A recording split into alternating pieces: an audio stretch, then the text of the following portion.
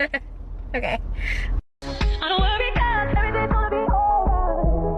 People keep talking, they can say what they like, but all I know is everything's gonna be alright. Gonna be alright. Gonna be alright. Gonna be alright. Salagadoola, metchikaboola, bibbidi bop.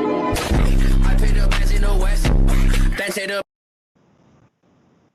Hey everyone, thanks so much for joining us. I'm Amanda D'Souza and I'm going to be your host for the segment today.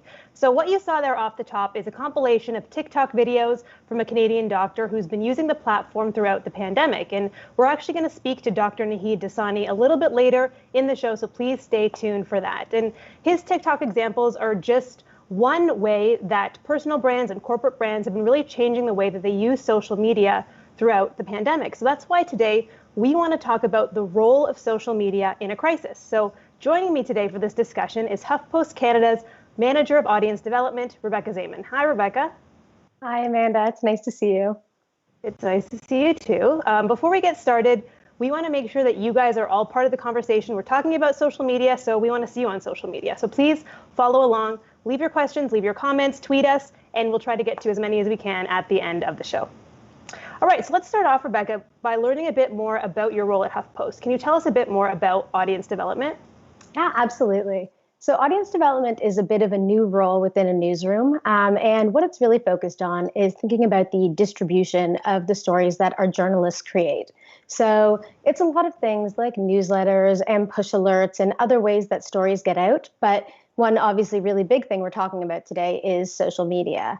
One of the things that is really important in the newsroom is knowing what tone to strike. When things, are fun and exciting, that's a really easy way to go about things. When there's breaking news, we have a whole process where we shift into a certain way of doing things, certain stories that we just won't have go out on Facebook and Twitter during those times, because we know that the audience it's not appropriate for them and they don't want to see it. So we really are very aware of what it means to make sure you're speaking to people in the way they want to be spoken to when they want to be spoken to that way. For sure, and part of your job is to track the social media trends as they're happening. We're going to talk about some of those trends today on Twitter, TikTok, Instagram, and e-commerce. But what are some general shifts that you've seen happen on social media since the pandemic hit? Yeah, social media has gone through a massive transition in the decade or so since we've all started using it extensively. It's sort of gone from, why should I care about the picture of your lunch on Twitter, to being a place where people can really connect with the brands and companies and, of course, people that they know and admire and like. And what we've really seen during the pandemic is that people are able to do that with these companies, or companies are able to do that with their audiences in a really direct way that makes it a lot easier and a lot more genuine for them to reach out in ways that we wouldn't necessarily have seen before social media allowed this. So there's been some cool stuff in terms of sort of economic trends. There's been some innovations around doing things like creating Facebook Live music classes for people who really need their kids to be entertained in some capacity. And people have really been, making a great shift towards changing up how they use their social media platforms. So yeah, there's a lot of opportunity that's coming out with these big changes on social media. And one of those biggest opportunities is on Twitter. It's a platform that I think people go to not just for like up to the minute, but now up to the second information. And when we're in a pandemic, that information is constantly changing and changing. And so what are people looking for from brands on a platform like Twitter right now, as we navigate what's a really uncertain time? Yeah, so, it's sort of a mixed bag. Twitter actually put out a survey, and what they found was that about 64% of people said they want to see brands just advertising as normal, doing what they normally do. And I think the key word there is normal. People really want to see the things that they're used to seeing because that's what they want to feel so badly. But on the other hand, a vast majority of the people surveyed were they found that they really want these brands to be on. Sorry, I had a child interrupt me. These are the values of working from home. This is exactly how it goes, yeah. Talking about the charitable initiatives that they're taking, the way that they're helping frontline workers, the way they're helping communities, and the way that they are, really reaching out right now in a humane way. Yeah, so people are seeing maybe some brands stepping up to be socially responsible. And have you seen any kind of good examples like this on Twitter come up? Oh, absolutely. So one of the first ways that I would, you know what, I'm just going to hold on one sec. And Amanda, if you want to talk about the tweet that we were talking about before for a sec, that would be amazing. Yeah, sure. So Rebecca had sent me this tweet to talk about earlier on, which is a brand that's actually called Steakum. It is a steak and frozen meat company, and it is really going above and beyond to really change the way that they're using social media. So she sent me this tweet. I'm going to read it out. It says, "We are just a frozen meat brand tweeting into the void, hoping to provoke thought, inspire unity, and relay useful information. We are not an expert in anything or some beef god. We are just a company with a bottom line, being run by people. Stay safe, be good to each other out there." So that's not normally what you would see at all from a frozen meat company, especially from a company that you may have not heard of before. It's really a company that's having to balance being honest about their bottom line, but also saying, hey, we want to take this opportunity to spread credible information to customers. So we actually have another tweet here, Rebecca, and then we'll get back to you in a second. I just want to pull it up because you can see one of the replies in this tweet from another social media manager like yourself, who's saying that what Steakum is doing is a masterclass in doing everything right. So maybe you can give us your take here on Steakum, Rebecca. Yeah, absolutely. And thanks so much for your patience, everyone. So the thing is that it's sort of a fine line here when companies decide to take what is essentially a political stance. They're saying this is what we want to be doing. We're a meat company, but we're going to start talking about misinformation, which is a very charged word right now. So it could go either way. You can get people who are really, really big fans of what you're doing, and you get this publicity, and people who've never heard of you before suddenly know about you. But you can also get people who really don't like you, and so companies are having to make that decision. Where do we want to fall on that line? What do we want to be doing? For sure. And I want to jump to talking about how social media and how people congregate around social media. One of the biggest ways people do that is with hashtags. So we've seen the hashtag stay home really take flight. And what are some other hashtags that you've seen trend over the past couple months? And why are they important during this time? So hashtags are basically a place where people come together with the community, right? It's something that brings together all of the conversations on that topic. So at the beginning of the lockdown, people were using things like stay home, stay safe, and really sort of spreading the message of like what they were supposed to be doing. And then as the weeks went on, you started seeing things like quarantine and social distance, which is a term that no one had ever used before March. And you really saw it everywhere. People talking about the ways in which they were finding innovations around social distancing. Then, as Twitter will do, it evolved, and you started seeing people have fun with it, like the quarantine, which refers to the people who you're spending the time with in lockdown. And then, as stories trickled out about these protests around opening up the economy, you got the hashtag COVIDiot, and that has really come to encompass people who are not behaving in particularly safe or smart ways at this moment in time. Yeah, so that's what's going to happen on social media. There's going to be kind of a name for everything, but I think social distancing and quarantine are in competition for dictionary's word of 2020, if you ask me. So, hashtags are not just on Twitter, they're used on every social media platform. And they're also used on one platform that's really growing in popularity right now, which is TikTok. So we want to give you a look at maybe what you'll see when you head to that platform right now. Let's take a look.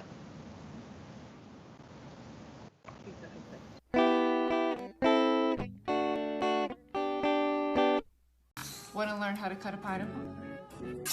Sharp knife. Lay it on its side. Remove the crown. How to make rainbow planters. You'll need clay, solid planters, and a hot glue gun. Weird medical facts. Bigorexia is a disorder in which a person becomes obsessed with the idea that they're not muscular enough. You can actually see your nose all the time, but your brain chooses to ignore it and filters out the information. Okay, so that was a great montage there of TikTok videos, not normally what you'd think of seeing on TikTok. You think dance challenge videos, pranks, stunts, maybe recipe trends or crazy animal videos. But as you saw in that montage, there's kind of a new wave of maybe educational content that's coming from it. So Rebecca, can you tell us more about that and what we're seeing there? Yeah, absolutely. TikTok is a space that really was created by Gen Z, by teenagers, and adults are getting into it, but they have to be so careful because, it's like a glaring red light flashing when a grown-up comes onto TikTok and tries to be cool, because it has to be, that word that we hear all the time in social media, authentic, and it has to be genuine. So it's really fantastic to see people coming onto TikTok. You can see that TikTok's really leaning into this. So they have on their homepage this hashtag that is learn with TikTok, or learn from TikTok. And it's very much in the vein of, it's not like an educational thing. They're not trying to take over for people's teachers. It's more in the vein of YouTube, the way that there's a lot of how-to videos, anything from learning how to sing at home to learning how to bake bread, which is so popular right now. And one really cool thing that we're seeing is medical professionals who are on there. There's such a low barrier to entry with TikTok. It's 1 minute. The editing tools that you have to use are so fun and easy that people can really just jump in. And I, for one, am really happy to see that there are a bunch of professionals out there who are using it in order to inform an audience that they might not otherwise be able to access. Yeah, it's amazing to see this community of medical professionals you're talking about on TikTok. It's really a small but growing community in Canada. And we showed you some of Dr. Naheed Dasani's TikToks at the top of our show. We're going to take a look at some other ones now and actually talk to him to find out more about how he uses the platform. So Rebecca, we're going to let you go and bring you back after we talk to the doctor. So here is another look at some of Naheed's TikToks.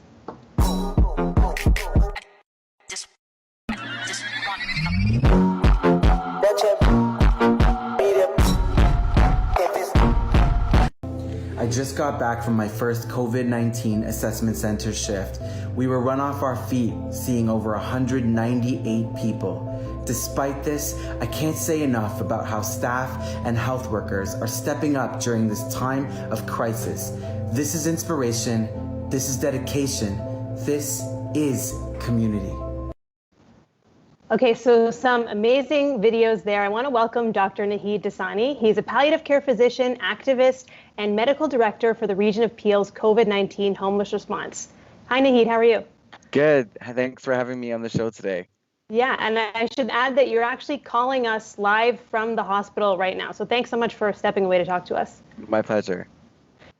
So Rebecca mentioned earlier, TikTok's really a space where we mostly see teens. We don't see a lot of adults, let alone a lot of doctors. So what made you as a medical professional want to join TikTok? Were you really into the dances? I think it's probably a bit more than that for you. Well, I'm yet to bust out a dance move, but I won't put anyone through that yet. But one of the things that I'm most interested in is, as part of being a medical professional, is relaying real, factual, evidence-based information. And I've always been interested in the use of Twitter and Instagram, for example, to do this. But I joined TikTok for a variety of reasons. It is low threshold and low barrier. Very quickly, you can edit videos, you can really get in there, and the how-to and the educational component. It also is a platform that easily streams content, and the shelf life of the content sometimes is actually longer than some of the other platforms, albeit every platform has pros and cons. And finally, it's a lot of fun, not just as someone who participates, but also as someone who is a creator as well. Yeah, you look like you definitely have a lot of fun making these videos. And, as your followers started to grow and you started to make more videos, what was the response like?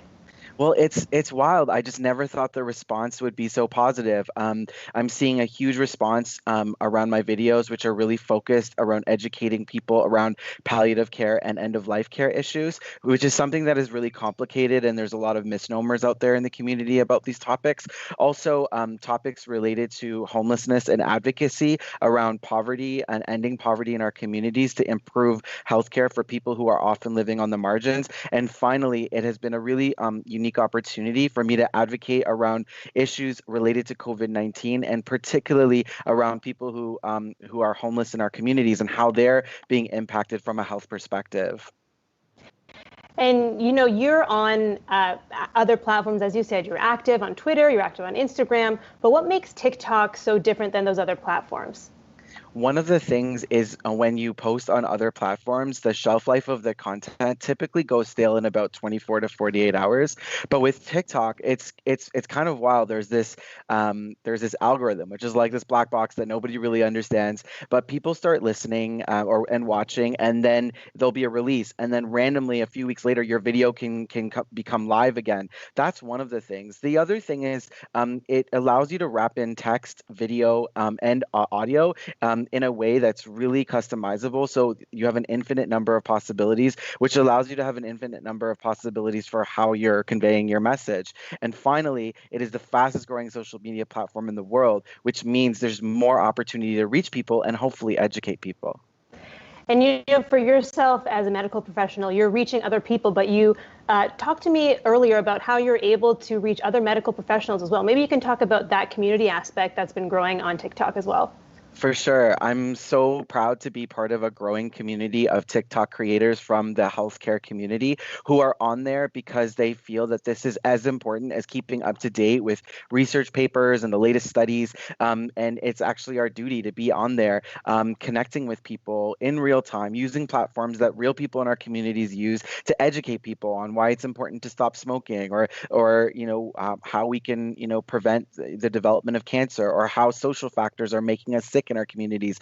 And there's actually a whole family of creators that are supporting each other through hashtags like hashtag TikTok Doc, for example, and really connecting, hashtag Nurse Life, for example. And it's a really powerful community that's growing. So for people who maybe feel a bit overwhelmed and they want to get started, they're medical experts, or maybe they're financial experts, or whatever expert and field they might be in, what's your advice on how they can get started on the platform? It's as simple as getting started on the platform and interacting with the videos that you see. If you like something, double tap, give it a heart, show it some love. Creators love that. Furthermore, if you like it, drop a comment, because that really also helps creators as well. As you start to use the platform, what's unique about TikTok is it starts to customize your For You page, hashtag FYP. And as you start to interact with the videos, it'll actually customize the videos that show up on your For You page. Then you can start to explore hashtags and followers, and it'll start to really it'll be kind of odd at how good it is at predicting the kinds of content that you're into and want to learn about. For sure. And lastly, I just want to talk to you about the balance of finding good information but trying to weed out maybe the misinformation out there. Why is TikTok a good platform to be able to use to spread that credible information from accounts like yours? I'm so glad you're asking this question, particularly amidst the COVID pandemic, when we have a lot of misinformation out there, conspiracy theories. This is the pandemic era. This is the hydroxychloroquine era. And there is a lot of misinformation around COVID and the pandemic. And this platform, among other platforms, is super important to be on because of the amount of misinformation. There needs to be that countercurrent. And I think for health workers everywhere, for those who are into it and have the capacity to do it, I think this is our duty to be on these platforms to advocate for this kind of correct, evidence-based, and factual information. And TikTok allows you to give short bits to allow you to convey that information quickly in a creative way, and then even reference and source the content through the comment section, so that that when I put up a video about what makes us sick in our communities, I'm referencing an actual real evidence-based paper. I'm not just making it up, for example. Well, thank you so much for joining us, for all the work you're doing on TikTok, and definitely for all the work that you're doing on the front line. I know Canadians really appreciate it. So thanks, and we'll let you get back to your work there at the hospital. Thanks so much, team. Take care. Take care. Bye. All right, so we had a great conversation there with Dr. Nahid Dasani, but we can't talk about social media without talking about Instagram and e-commerce. So I want back Rebecca Zayman, because we want to talk about something that's been happening on the Instagram platform when it comes to the way small businesses are using this economically, and how that platform has been changing a lot during the crisis. So Rebecca, we'll bring you back and talk about that. What have you seen evolve on Instagram when it comes to small business and different people using that platform? Yeah, so as I mentioned at the top of the show, a lot of people were using Instagram as sort of a grassroots way to have an e-commerce site. So for people who hadn't set up, any kind of website that was able to sell things, this was a really easy way for people to connect directly with the business, let them show them what, they can sell. It's a great way to support small business. There is obviously an aspect of trust when you sort of say, okay, I'm going to buy that, I'm going to e-transfer you money, and without an official way of doing things. But that's what a lot of people were trying to do to, really support the small businesses in their community. But this show is actually really fortuitous because this week Facebook announced something called Shops, which is technically called Facebook Shops. But what it essentially is anyone on any one of Facebook's platforms, so that's Facebook, Instagram, WhatsApp, and Messenger, can set up an e-commerce site really, really easily for free. And it makes that sort of, again, barrier to access a little lower for people who weren't expecting the situation. It's brand new. We don't know how it's going to exactly work yet, but it is powered by Shopify, a proud Canadian company, but also a very, very strong e-commerce company that has, knows what it's doing and can really help these businesses who might not otherwise have the tools to be selling directly to consumers to do that right away. For sure. I've seen some really cool things on the platform. There was actually an art gallery that took you on a tour virtually via Instagram stories, and they could pause and you could buy the art straight off the wall. So there's really some cool things going on the platform for sure. Yeah, absolutely. It's really exciting. I mean, the fact is that once upon a time, i.e. 3 months ago, we would all use Instagram to sort of mindlessly scroll, while watching TV, while we're on our commute. And those things have changed. And now it's really become more of a commerce platform, more of a retail space. And, we're seeing everything sort of level up. So it's pretty interesting right now for sure. And, when we talk about business on Instagram, we have to talk about one of the kind of jobs that's been born out of Instagram, which is the influencer. And the lifestyle influencer is a big part of the platform. This time of year, we'd probably see them sending us summer vacation tips or clothing tips, skincare tips. But now our lifestyles have totally changed. So I wanted to ask you what your thoughts were on what the future is of the influencer model. Yeah, there's been a lot of opinion pieces written about this. And there's sort of two minds. One is that the influencer is dead, that's extinct, like it no longer matters anymore because people can't go out and have these very posed situations that became so synonymous with influencers. But I actually prefer to think of it in a different way, which is that an influencer is someone who has really built up the trust of their audience, is really someone who, the people who follow them, they really believe in what they say or what their taste is, what they wear, or what they eat. This is really something that, they build up this authenticity, as I mentioned before. And I think that for people who are able to maintain that right now, I've heard the pandemic called the great equalizer. I don't fully believe that, but I think that there is something to be said for these influencers who are usually in these very hard to attain lifestyles. Like they're at home the same way you and I are.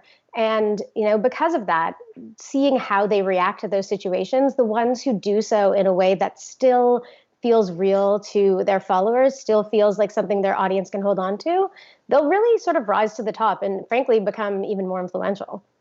So still chance to be an influencer, but you just have to kind of roll with the times, I guess, for sure. Yeah, absolutely. So I want to talk about another platform, which is Facebook, because I've actually been tracking good news stories for HuffPost Canada, and I've seen a lot of good news stories come out of Facebook and Facebook groups. I'm wondering if you can talk about how Facebook groups have been being used during this crisis. Oh, absolutely. That's such a great question. And Amanda, you forgot to plug the very important thing you're using those good news stories for, which is the HuffPost Canada Splash on the audio briefings, Google Home and Amazon.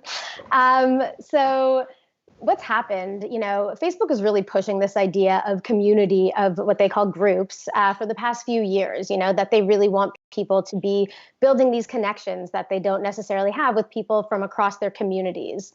And it's basically come to pass. Like what they were hoping for has come to pass. People have created these sharing communities, these helping communities, really trying to get to people, these marginalized communities who don't necessarily have access to as much money or food or shelter, and finding ways to help them. Because I think that that's something that everyone really is feeling right now, this sense of, okay, this is a massive problem. I'm dealing with my own stuff, but also like, how can I help the larger world right now? And these Facebook groups, they really help people connect to each other, whether it's something as small as, there's these wine fairies who like drop off wine at each other's houses, to people who are finding clothes and sleeping bags for those who are homeless. And it's pretty incredible to see how people will come together given the opportunity. I hope there's a wine fairy maybe coming to my house soon. So I'm glad to hear that they exist. So we're actually going to pause there. We're going to go to some questions now from our audience. So we are going to talk about a question that's come in here from social. How can I use my personal accounts to help stop the spread of misinformation and spread the right information on social media?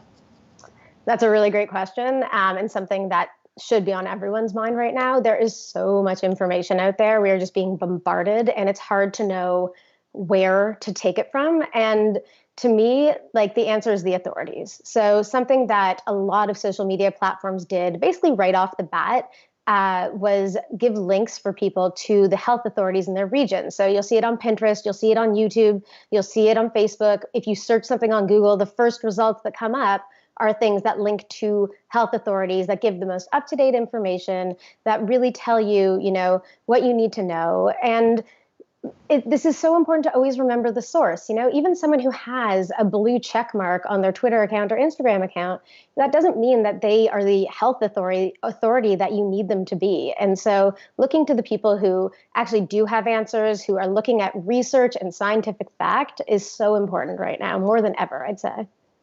That's a great answer. It's great to know that just because there's that blue check mark doesn't necessarily mean that you should take everything at face value. So a great note there. Thanks for that. Another question that we have here is, what do businesses have to do differently on social media when promoting their products right now in this pandemic time?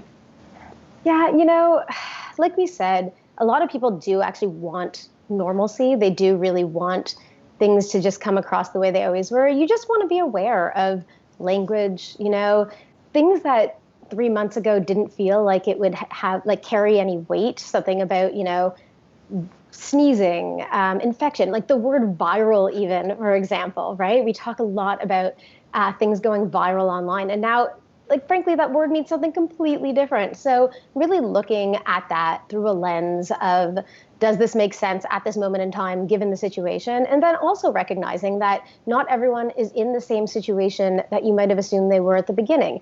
A lot of people have lost their jobs. A lot of people are very, very scared about what is going to happen to their future. A lot of people are at home with their kids, you know, and this is just a totally different reality than was the case 3 months ago. So you know, I mean, I always say the best thing to do is have a lot of different brains in the room, as many as you can. Get diversity, like, make sure that when you're saying something, it's not alienating, like, part of your audience.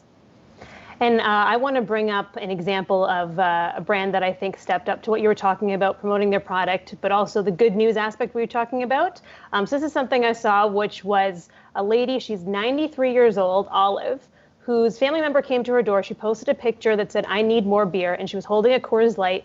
And you can see in the bottom corner, Coors Light is responding saying, "We've got this one handled, Brandon." And they actually responded by sending her, I think, 150 cases of beer. So there's Olive. I guess it's a beer a day that keeps you healthy at 93. But I thought that was just a fun example there of a company seeing an opportunity to give back and taking that viral moment and sharing it there on social media. Yeah, absolutely. You know, I love that also. I hope Olive has space for all the beer. But the thing is we've seen this in the past. This is something companies love to do, right? They love to insert themselves into conversations. And sometimes that can feel really unnatural and gross and like they're just looking for promotion. But at this moment in time, when people are looking for that good news, for kindness, for humanity, you know, it actually looks really good on Coors Light. Like, sure, they got publicity and like good on them, right? But they also got this woman her beer. Everyone's happy in that scenario. And it's like, it's a nice thing to see. And I hope companies are able to do that, are able to toe that line between blatantly looking for promotion, but also just helping the people who they can.